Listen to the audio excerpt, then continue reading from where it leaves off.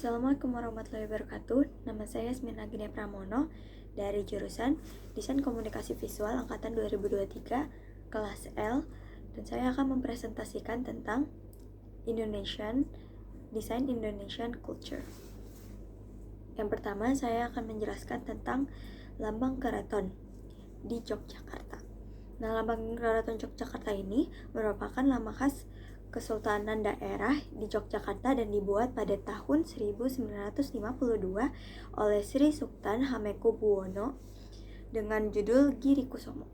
Lambang itu diberikan nama Giri Kusumo karena mengandung filosofi yang giri, yang artinya gunung atau melambangkan kestabilan dan keteguhan, lalu Kusumo melambangkan bunga dan keindahan serta keharuman. Dan sehingga kombinasi antara dua tersebut mencerminkan harmoni dan keseimbangan antara kekuatan, keteguhan, dan keindahan dalam budaya Jawa. Lambang Keraton Yogyakarta untuk mendalami ranah ilmu desain komunikasi visual merupakan bentuk karya identitas visual logo yang mempresentasikan cara pandang, citra, dan entitas budaya dengan tujuan tertentu. Karena lambang itu merupakan dari sejarah budaya keraton, maka tidak ada penerbit, iklan, atau sebagainya. Di ide atau gagasan awalnya tersendiri diambil dari nilai-nilai budaya, sejarah, dan spiritual penting yang tertanam dari diri keraton. Lambang tersebut tentunya diambil dari simbol-simbol kerajaan, motif-motif tradisional, ataupun sifat religi yang terdapat pada kerajaan tersebut, sehingga seluruh aspek tersebut digabungkan membentuk simbolis yang merupakan keraton, yang memiliki arti kekayaan budaya serta nilai-nilai terkandung yang dipegang teguh oleh keraton sendiri. Nah, lambang keraton ini juga bisa disebut dengan Praja Cihna yang memiliki unsur elemen utama yaitu verbal dan elemen visual. Elemen verbal itu berupa huruf, dan yang ada di simbolnya tersebut, huruf yang dibuat itu berbahasa Jawa yang menunjukkan gambar seperti lengkungan, garis, membentuk ilustrasi dengan makna.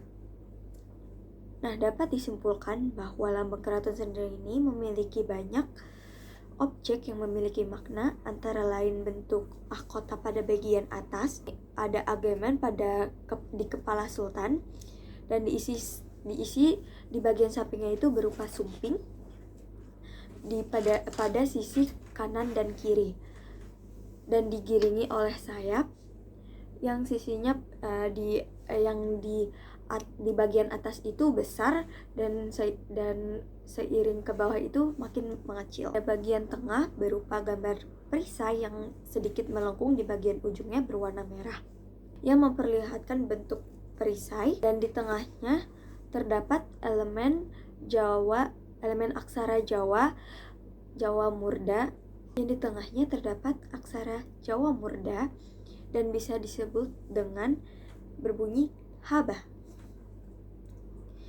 Haba artinya adalah Hamengkubuwono untuk gelar para sultan. Cara berkomunikasi lambang ini melalui makna yang terkandung di dalam logo tersebut. Dari bentuknya terlihat elemen visual yang memiliki bentuk lingkaran sebagai dasar dari lambang yang digunakan untuk nilai keabadian. Lambang lingkaran ini sudah diterapkan di seluruh peradaban di karya-karya lainnya, dan selain itu makna lingkaran juga berupa menggambarkan pencerahan yang memiliki siklus yang sempurna. Dan ada elemen lain yaitu segitiga, melambangkan surga, bumi, dan manusia untuk mengartikan religius. Dan ada lambang segi empat yang mengartikan sangat bertentangan dengan bentuk lingkaran, yaitu memiliki arti yang pembatasan, kebendaan, dan tanah yang dapat melambangkan kematian dan statis. Tujuan dari lambang ini adalah untuk menanamkan citra yang mengandung nilai di dalamnya dan dijadikan bentuk visual agar dapat dilihat banyak orang dan ditanamkan. Seperti yang ada di lambang tersebut, anatomi dari lambang bagian kepala bisa disebut dengan songkoh atau mahkota dengan beberapa aksesoris seperti sumping, makara berupa daun kluwih dan anting yang merupakan ageman atau atribut para kepemimpinan sultan yang ada di Yogyakarta. Dan di tengah berupa perisai yang dalamnya terdapat bentuk aksara Jawa Murda, dan di sampingnya sayap burung Garuda yang mengembang bertujuan melambangkan pertahanan diri dari bahaya, dan merah berarti untuk melambangkan keberanian dalam menghadapinya. Untuk konsep dari lambangnya sendiri adalah konsep Trimandala yang merupakan pemahaman tradisi Jawa yang dipresentasikan melalui ketiga struktur tersebut. Trimandala ini adalah Purwa, Madya, Wasana yang berarti melambangkan siklus kehidupan manusia dari lahir, dewasa, hingga meninggal. Unsur estetika yang di dalamnya ini dari elemen yang dibuat dari songkong, mahkota, sumping, praba, lar, sayap, aksara Jawa yang bertulisan haba, angka Jawa, dan kembang padma dan sulur. Tentunya lambang ini bisa dikatakan persuasif karena sebagian dari makna lambang ini adalah berani, religius, teguh, dan lain-lain yang bertujuan untuk mengajak masyarakat Yogyakarta untuk menanamkan nilai tersebut. Elemen yang diidentifikasi pada makna faktual tersebut adalah bentuk visual yang nyata seperti unsur desain berupa garis, bentuk, warna, pola, dan benda. Sedangkan contoh dari alamnya adalah tumbuhan, hewan, dan manusia, serta benda lainnya. Lambang ini dilihat membentuk budaya lokal, namun harus diperhatikan bahwa pada bagian songkang atau mahkota terinspirasi dari unsur Eropa, yaitu crown atau mahkota yang merupakan khas Eropa, hingga menjadikan songkong memiliki unsur lokal yang dimaknai sebagai bentuk semangat kemandirian budaya yang berhasil mengadoptasikan unsur estetika dari kebudayaan barat, yaitu Belanda, dan disinergikan nilai budaya Jawa klasik yang dipengaruhi oleh Hindu-Buddha serta sentuhan Islam yang melandaskan ideologi dianut masyarakat Yogyakarta dan kehidupan istana. Yang kedua ada Candi Borobudur. Candi Borobudur sendiri itu memiliki kata Candika Graha yang berarti rumah Dewi Candika, yaitu Dewi Maut atau Dewi Kematian Durga. Candi ini digunakan untuk tempat beribadah umat Hindu dan Buddha. Namun candi ini bukan bersifat untuk rumah ibadah saja, namun juga sebagai istana, pemandian, gapura, dan sebagainya. Candi merupakan bangunan suci serta memiliki nilai seni yang historisnya tinggi. Contoh candi antara lain Candi Borobudur yang didesain oleh Gunadarma atas perintah Raja Samaratungga dari dinasti Shailendra pada abad 775 sampai 832 Masehi. Candi Borobudur merupakan bangunan kuli yang digunakan sebagai tempat ibadah kuno seperti stupa, biara, ataupun balai kambang di Indonesia pada masa Hindu-Buddha pada tahun 1977. Candi Borobudur terletak di Magelang atau khususnya Jawa Tengah yang memiliki candi terbesar di Indonesia. Bangunan ini tentunya ditemukan oleh Thomas Stamford Raffles pada tahun 1884. Namun seiringnya berjalan waktu, Borobudur mengalami perkembangan dan maknanya sendiri bisa dikutip dari ilmu pengetahuan biologi, fisika, astronomi, geografi yang digunakan untuk mencari data serta menganalisis arkeologis, dan bisa diambil dari bintang dan dipercaya oleh Hindu dan Buddha untuk dijadikan budaya. Namun tidak semua budaya diambil dari ilmu astronomi, tetapi juga dilihat dari pendapat sejarawan J.G. de Kasparis dari penelitian bentuk Jawa kuno yang dipakai menurut inskripsi. Aspek budayanya itu mempengaruhi relief-relief desain yang terdapat pada candi, dan yang dipengaruhi itu melalui Jawa. Ketiga ada ogoh-ogoh. Ogoh-ogoh merupakan karya seni patung yang berupa kebudayaan Bali dan menggambarkan kepribadian Buddha Kala yang merupakan kekuatan alam semesta dengan waktu tak terukur. Dan ini diajarkan di dalam Hindu Dharma. Awal mula sejarah berawal dari wujud Buddha Kala, mulai dari dengan kaitan ritual Nyepi di Bali pada tahun 1983, dan pada saat itu juga Presiden menetapkan Hari Raya Nyepi sebagai hari libur nasional. Masyarakat mulai membuat wujud peronggokan atau yang disebut dengan ogoh-ogoh, hingga akhirnya ogoh-ogoh diartikan dengan digoyangkan, dan cara digunakannya untuk mengembalikan sisi buruk manusia kepada asalnya melalui proses peralihan. Cara menggunakannya adalah dengan cara digoyang-goyang dan dibawa oleh sekelompok masyarakat untuk mengelilingi desa di hari Nyepi. Ide dan gagasan awal ogoh-ogoh ini bermula dari Bali pada tahun 1983, dan ide ini menggabungkan rancangan ogoh-ogoh dengan teknik tradisional dengan dampak yang positif serta hiburan masyarakat Hindu, yang bahkan menarik banyak wisatawan untuk mengetahui sejarah tentang ogoh-ogoh. Tujuan dibuat ogoh-ogoh ini adalah untuk mengkomunikasikan sesuai dengan ritual agamanya, yaitu untuk mengawasi dan membantu masyarakat Hindu untuk menghadapi kekuatan alam semesta yang tak terbantahkan dalam ajaran Hindu. Melalui karya seni patung ini, kebudayaan Bali menggambarkan tokoh Buta Kala yang dengan segala kepribadiannya yang merupakan alam semesta.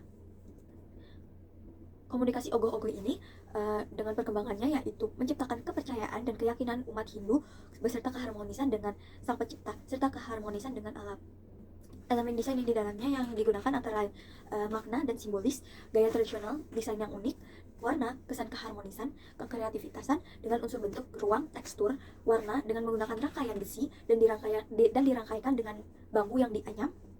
Dan pembungkus bodi ogoh-ogohnya itu menggunakan styrofoam dengan pengecatan dengan tema bervariasi seperti perwayangan, modern, sampai politik yang tidak mencerminkan agama. Bentuk persuasi ogoh-ogoh sendiri juga dapat dilihat dari makna ogoh-ogoh yang mengajak masyarakat Hindu di Hari Raya Nyepi untuk menanamkan nilai-nilai dari makna ogoh-ogoh sendiri, seperti mempercayai Buta Kala sebagai tokoh utama agama Hindu. Ogoh-ogoh ini juga mempersuasi dengan keunikannya, yaitu dengan mempresentasikan makna dengan desain yang bervariasi, unik dan menarik, yang memberikan estetika yang menggambarkan Buta Kala sehingga para khayalak melihat karya seni yang di dalamnya. Sehingga target pasar sendiri adalah rakyat Hindu untuk merayakan hari agamanya. Dan pengaruh budaya lokalnya yaitu mendalami tentang budaya baru serta kreativitas masyarakat yang menambah. Nah, masyarakat juga mengikuti budaya dari ogoh-ogoh dan mengenal lebih banyak tentang sejarahnya. Sedangkan pengaruh globalnya sendiri adalah untuk melibatkan masyarakat Buddha dan Hindu yang ada di luar Indonesia, sehingga dapat melihat budaya Indonesia di agama Hindu sendiri. Tetapi melihat budaya Hindu yang di luar Indonesia dapat mengambil banyak wisatawan untuk mempelajari dan tertarik pada ogoh-ogoh itu sendiri. Selanjutnya yang keempat adalah jam gadang. Jam gadang adalah menara jam yang menjadi penanda atau ikon kota Bukit Tinggi di Sumatera Barat, Indonesia. Menara jam ini menjulang setinggi 27 meter dan diresmikan pembangunannya pada tanggal 25 Juli 1927. Menurut legend, jam gadang ini didirikan atas perintah Ratu Wilhelmina dari Belanda sebagai hadiah bagi sekretaris kota pada waktu itu, dan H.R. Roxmaker. Bangunan ini dirancang oleh arsitek asli Minangkabau bernama Jazid Rajo Makuto Sutan Gigi Ameh, dan selesai dibangun pada tahun 1926, dan biayanya ini sekitar 3.000 gulden. Ide dan gagasan jam gadang itu sendiri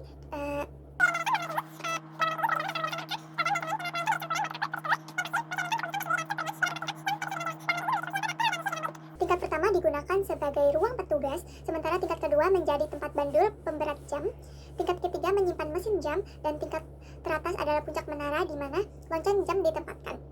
Lengkap dengan nama produsen mesin jam yang tertera atap berbentuk gonjong yang sekarang dapat kita lihat bukanlah desain asli dari bangunan ini pada awal pembangunannya. Awalnya atap berbentuk bulat ala Eropa dengan patung ayam jantan di puncaknya. Namun setelah penduduk Jepang, atap gadang diubah menjadi gaya arsitektur Jepang. Setelah kemerdekaan, atapnya kembali ke bentuk aslinya, yakni bagonjong khas arsitektur Minangkabau. Mesin jam yang digunakan merupakan barang langka, hanya diproduksi 2 unit oleh pabrik Fordman Recklinghausen di Jerman.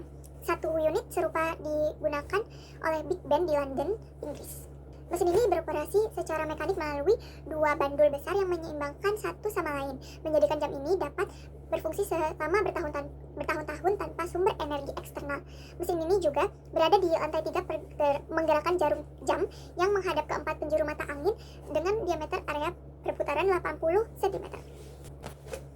Uniknya, semua angka jam menggunakan penomoran Romawi yang dengan angka 4 ditulis dengan huruf 1 dan V, menciptakan daya tarik dan rasa penasaran bagi para wisatawan mengunjungi kota ini. Tujuan dibuatnya jam gadang menurut masyarakat Bukit Tinggi, jam gadang adalah sebagai panduan waktu. Jam ini memiliki suara yang cukup keras dan terdengar sampai jauh. Karya ini diciptakan berupa 2 dimensi, tetapi tidak terasa rata permukaannya. Karena pelat logam karya yang diciptakan berupa 2 dimensi, terdapat pada pelat logam dilipat menjadi zigzag dengan bentuk 90 derajat secara teratur dan berkelanjutan hingga mencapai ukuran media yang diinginkan. Bentuk merupakan salah satu seni rupa seperti dijelaskan oleh Kartika pada tahun 2017 sampai 2020. Bentuk merupakan salah satu unsur seni rupa seperti dijelaskan oleh Kartika pada tahun 2017 bahwa bentuk ini merupakan organisasi atau satu kesatuan atau komposisi dari unsur-unsur pendukung karya. Bentuk form ada 2 macam, yang pertama visual dan form yaitu bentuk fisik dari sebuah karya seniman, satu kesatuan dari pendukung-pendukung karya. Kedua, special form, yaitu bentuk yang tercipta karena adanya hubungan timbal balik antara nilai-nilai yang dipancarkan oleh fenomena bentuk fisiknya terhadap tanggapan kesadaran dan semua bentuk objek yang terdiri secara visual pada karya. Special form juga pada karya diciptakan yaitu memiliki nilai filosofi, keunikannya dan perubahannya seiring berjalannya sejarah. Makna pada bentuk tersebut dapat diinterpretasikan oleh orang yang melihat karya tersebut. Dan pengaruh budaya lokalnya dan pengaruh budaya global juga terdapat pada jam gadang itu sendiri. Pengaruh globalnya terdapat pada zaman dulu Belanda membuat jam gadang itu menjadi atap yang bulat, dan pada saat penjajahan Jepang mengubah menjadi bentuk khas Jepang. Yang kelima ada patung Surah dan Baya. Patung ini terletak di atas karya seni yang disebut dengan Surah dan Baya pada tahun 1988 oleh arsitek Sutomo Kusnadi dan pemahat Sigit Margono. Terkenal di Surabaya, Indonesia, patung ini juga menggambarkan 2 makhluk besar, yaitu Surah merupakan hiu dan Baya merupakan buaya. Inspirasi awal untuk menciptakan patung Surah dan Baya berasal dari legenda pencampuran sengit antara Adipati Jayengrono yang mahir dalam ilmu buaya dan Sawunggaling yang ahli dalam ilmu Surah atau hiu. Tujuan dari pembuatan patung ini adalah untuk menyampaikan pesan keberanian kepada masyarakat, khususnya generasi muda Surabaya, agar tidak gentar menghadapi tantangan dan bahaya. Selain itu, nama Surabaya sendiri berasal dari frase Sung Ing Baya yang berarti selamat dari bahaya. Keunikan dari patung Surah dan Baya ini terletak pada proporsi dan detailnya yang didesain dengan proporsi seimbang antara Surah atau hiu di atas dan Baya buaya di bawah. Dengan detail yang realistis seperti tekstur kulit buaya dan hiu yang menambah kesan visual. Elemen desain lainnya termasuk warna abu-abu untuk hiu dan buaya, serta nuansa biru tua dengan tekstur halus beton untuk menggambarkan aliran air di sekitar patungnya. Patung Surah dan Baya menjadi objek wisata yang populer di Surabaya. Akhirnya, aktivitas yang paling umum dilakukan oleh wisata, baik domestik maupun non-domestik, adalah berfoto di depan patung ini. Banyak yang menganggap bahwa kunjungan ke Surabaya tidak lengkap kalau tidak mengabadikan berfoto di depan Surah dan Baya. Patung ini adalah cerminan budaya lokal karena didasarkan sepenuhnya pada sejarah dan narasi tradisional yang dikenal dengan kehidupan masyarakat Surabaya. Selain itu, patung ini juga mencerminkan identitas lokal yang kuat dengan mengadopsi nama Surabaya yang memiliki makna selamat dari bahaya, yang berarti dalam bahasa Jawa. Keenam ada lukisan dinding gua. Jenis karyanya ini adalah lukisan, dan judul karya ini adalah lukisan cap tangan dengan dinding gua di Maros Seniman manusia purba pada zaman prasejarah periode Paleo Mesolitikum atau Homo sapiens pada tahun pembuatan sekitar 40.000 tahun lalu. Medianya ini digunakan dinding gua dan ditemukan oleh kerjasama antara Pusat Penelitian Arkeologi di Indonesia, Universitas Wollongong, dan Universitas Griffith Australia pada tahun 1950 silam. Lokasi saat ini adalah kawasan layang-layang Kabupaten Maros, Sulawesi Selatan, dan lukisan ini pada dinding ini merupakan salah satu karya desain komunikasi visual zaman prasejarah. Selain di Eropa, lukisan cap tangan di gua di Indonesia ini juga menjadi salah satu lukisan yang paling tua yang pernah dibuat oleh manusia. Kemungkinan besar lukisan ini juga muncul dan berkembang pada saat manusia modern awal dan menyebar ke luar Afrika, termasuk Eropa, Asia Tenggara, dan hal ini disebabkan sebelum adanya penelitian di Maros, arkeolog menganggap bahwa lukisan gua di Eropa merupakan satu-satunya yang tertua di dunia. Ini merupakan budaya global dari karya ini. Lukisan ini juga menunjukkan umum yang tidak jauh berbeda dengan yang ditemukan di Eropa. Hal ini memberikan gambaran bahwa manusia modern yang telah menghuni kawasan Sulawesi Selatan serta mengenal seni cadas atau rock art yang sebagaimana terjadi di Eropa pada waktu yang hampir bersamaan. Berdasarkan latar belakang dikemukakan, lukisan cap tangan pada zaman prasejarah ini mencerminkan kompleksivitas kehidupan dan kepercayaan spiritual manusia. Di dalam prasejarah tersebut, kegiatan manusia sebagai animal simbolikum menunjukkan pentingnya simbolisme dalam pengembangan potensi dan tujuan hidup manusia. Dengan demikian, lukisan cap prasejarah itu menjadi titik temu antara kehidupan sehari-hari, kepercayaan spiritual, dan aspirasi manusia prasejarah. Mereka tidak hanya mewakili kecakapan artistik manusia prasejarah, namun juga merupakan artefak yang memperkaya pemahaman kita tentang kompleksivitas peradaban awal manusia. Ide dan konsep pada karya ini adalah menggunakan lukisan gua yang berisi banyak tangan sebagai bentuk komunikasi visual. Melalui lukisan ini juga kita dapat membayangkan kehadiran banyaknya manusia di prasejarah pada masa itu. Dan lukisan ini itu yaitu berupa lukisan gua yang merupakan media komunikasi yang digunakan oleh nenek moyang kita untuk menyampaikan pemikiran abstrak dan imajinatif. Mereka juga menciptakan gambar-gambar yang secara responsif tanpa perancangan dan terasa alami. Dan dikategorikan sebagai awal komunikasi visual, lukisan ini juga berfungsi untuk kegunaan hidup dan tujuan ritual. Tradisi ini mirip dengan praktik seni rupa dan desain komunikasi visual masa kini, yang dimana kedua hal tersebut bertujuan untuk berkomunikasi atau menyampaikan informasi kepada penonton visual khalayak. Estetika dan keunikan lukisan gua ini mencakup beberapa aspek yang menarik seperti proses pembuatan dilakukannya dengan menggunakan teknik oles, yaitu menggunakan penggunaan jari. Dan lukisan ini diciptakan langsung oleh di dinding gua sebagai media berkarya. Lukisan ini juga mengandung simbol ekspresif yang menggunakan gejolak perasaan manusia prasejarah. Melalui teknik pewarnaan dan perspektif, lukisan ini juga mampu memperlihatkan estetika dan mendeformasikan imajinatif ke dalam bentuk seni rupa. Dan telapak tangan yang digambarkan melalui simbol ekspresi bagi persepsi masyarakat mengekspresikan perasaan yang sulit diungkapkan terdapat fenomena alam. Lukisan ini juga memiliki simbol presentasional yang berfungsi sebagai lambang moral atau tata ibadah. Dan dipercaya bahwa lukisan ini juga memiliki kekuatan magis dan menjadi alat kontrol dalam aktivitas pemburuan masyarakat pada tahun prasejarah silam. Lukisan juga membuat virtual space yang menggambarkan mitos-mitos yang diyakini oleh masyarakat. Konsep mitos ini juga divisualisasikan menggunakan garis, bentuk, warna, dan lukisan yang memperkuat cerita mitos yang hidup dalam budaya mereka. Terdapat simbol seni juga lukisan gua ini seperti kesucian, kekuatan, kebersamaan, dan pengharapan. Simbol-simbol ini memiliki makna mendalam yang menjadi bagian integral dari karya seni prasejarah tersebut. Elemen desain yang terdapat dalam karya ini meliputi titik, garis, bentuk, ukuran, ruang, warna, dan tekstur. Serta ada kontras, ritme, kesatuan, dan yang lainnya. Objek utama dalam karya ini juga bentuk telapak tangan manusia sebagai cetakan lukisan yang menjadi fokus utama dalam karya tersebut. Tujuan pembuatan lukisan ini juga berkaitan dengan kepercayaan religius, lebih dari sekedar menciptakan nilai-nilai arsitektur dan keindahan semata. Lukisan ini juga merupakan media komunikasi visual pada masa purba, digunakan dalam berbagai ritual atau upacara, serta menjadi simbol peninggalan sejarah bagi zaman sekarang. Segmen atau target sasaran yang dituju oleh lukisan telapak tangan ini dapat dibedakan berdasarkan waktu, yaitu pada zaman prasejarah dengan masa kini. Pada zaman prasejarah, sasaran utamanya adalah arwah nenek moyang atau orang-orang terdekat telah meninggal dunia. Sedangkan pada masa kini sebagai simbol ekstensi manusia prasejarah, yang lukisan telapak tangan ini menggambarkan kehidupan mereka di ribuan tahun yang lalu sebelum manusia pada zaman sekarang. Pengaruh budaya terhadap karya ini sangat signifikan, terutama pada konteks kepercayaan animisme dan dinimisme pada zaman prasejarah. Karya ini mencerminkan keyakinan praktik spiritual masyarakat prasejarah, di mana lukisan telapak tangan digunakan dalam berbagai ritual dan upacara berkaitan dengan arwah dan kekuatan gaib.